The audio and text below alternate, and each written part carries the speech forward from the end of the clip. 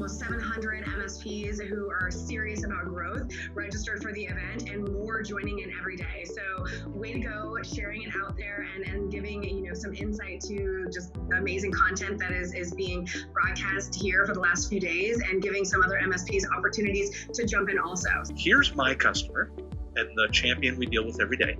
And he or she knows these 3 companies intimately well. Used to work there, spouse works there, whatever it is. Now I'm getting a roadmap to the accounts that my account can introduce me to. And this spider webbing accelerates referral-based selling dramatically. You should be putting it out there and stamping it that this is an event to also support the local businesses.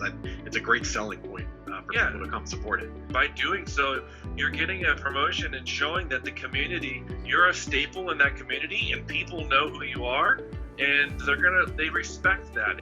We actually had a telecom customer we split in half for an entire year. 50 sellers were going to become digital sellers, 50 traditional. At the end of the year, their next sales kickoff, 178% more pipeline was created by the digital sellers than was the analog sellers. And 9 of 10 of the largest deals that they've done were influenced and attributed by digital sales.